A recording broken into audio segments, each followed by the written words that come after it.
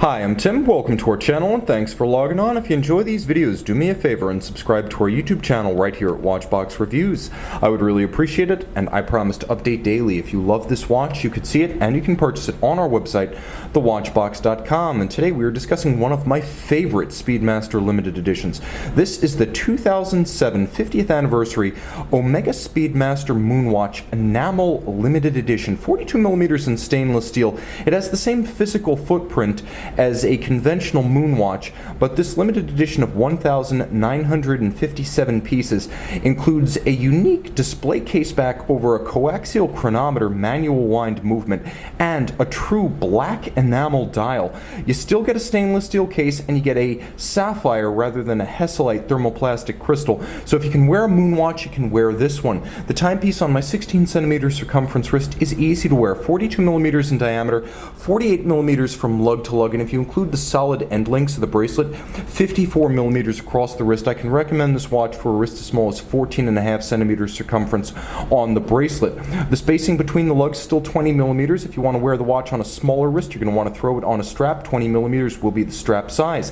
Because it's a manual wind with a coaxial vertical clutch column wheel movement from a different series, not related to the standard Moonwatch, this one winds up a little bit thinner. That's also in part a function of the sapphire crystal rather than the thermoplastic. The watch is only 13mm thick, which is a solid millimeter plus less than you'll get on a standard Moonwatch.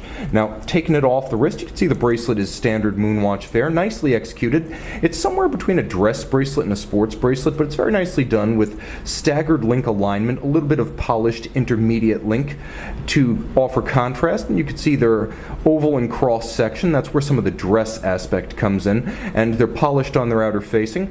You will note removable links fixed by screws. By 2007 we were past the pin sleeves, and there are different anchoring points. You have two options inside of the clasp to change the anchoring point of the bracelet for fine tuning. The clasp itself is one of several sites where you'll find a vintage Omega logo and marquee. It is a twin trigger milled clasp, so very solid. It's a lot like a diver 300-meter clasp, but without the dive extension. What it does have, however, is a wonderfully intricate mechanism that keeps this one resolutely shut, and you can see that multi-anchoring option inside. So it's a confidence-inspiring and well-made clasp. Jumping back to the case, I promised you a couple of vintage Omega logos. You can see the second of them on the outer facing of the crown. All of these designed to recall 1957. The case shape is familiar, lyre-style lugs that turn outward and then turn inward with a polished outward bevel. You can see that the case band itself is slender with satin horizontal finishing. The underside of the tachymeter bezel is polished, and the bezel itself is a black aluminum anodized insert. Now things change a bit on the dial side. This is the third of the vintage style Omega logos. Get my fingerprints out of there, and you can see that the marquee, the Speedmaster logo, and the Omega insignia itself, all vintage. This is number 1079 out of 1957. It's difficult to see how the enamel dial is different, but the calling card of enamel is its glossy finish, and you can see that at certain angles with respect to light on the camera. In person, it's much more evident. It's a glossy surface that has a little bit of a sort of orange peel-like surfacing. Black enamel, like all enamel, is a craft art that's not absolutely antiseptic and perfect in its execution. It has a lot of handmade artisanal character, and that slight rusticated texture is what you can see with the naked eye in person. Again, you've got a box section sapphire, not a cheap flat sapphire or even a cambered sapphire, a box section sapphire, so an expensive one designed to evoke the hesselite of the standard Moonwatch without the vulnerability of the standard Moonwatch. Now, one feature you don't get on a standard Moonwatch is hacking seconds. Pull the crown, stop everything, and you've got the ability to set this one to a reference time. A standard Moonwatch does not feature stop seconds. You've also got a column wheel. You can actually see the column wheel through the case back. It's right underneath my finger. It's blued for your ease of viewing and viewing pleasure. It is a very sharp column wheel action and very satisfying. You can hear it and feel it. You'll also note that there is a vertical clutch, unlike the lateral clutch on the standard Moonwatch. So there's no jump or stagger when you start the chronograph, and Because there's no play and meshing of wheels, you can simply leave the chronograph running full time with a vertical clutch with no additional wear or tear to the timepiece.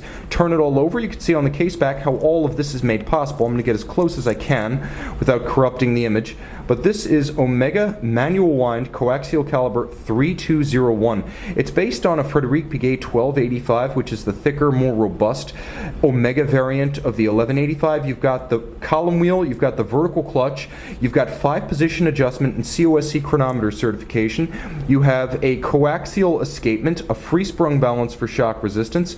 All of this very precise and very nicely executed. As you can see, true blued screws, not chemically dyed, handsome Cote de Genève. The chamfering and beveling on these bridges is far better than Omega standard. You'll also note that the Cote de Genève are a little bit richer, and if we could jump to the other side of the movement, you'll also note there are some black polished components that abut the column wheel, and this is a very precise, very handsomely made, very deluxe movement for a Moonwatch, and that's why you have this display case back the better to appreciate it. The timepiece is also 100 meters water resistant, so unlike a standard 50 meter Moonwatch, this one is a watch you can swim with a greater degree of confidence that disaster will be fought off by a more hermetically sealed case.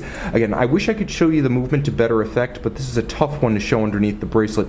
Take my word, it's technically sophisticated and aesthetically beautiful. You can own this 50th anniversary stainless steel black enamel coaxial chronometer Omega Speedmaster and make it yours on the watch box. Omega Speedmaster Black Enamel by night.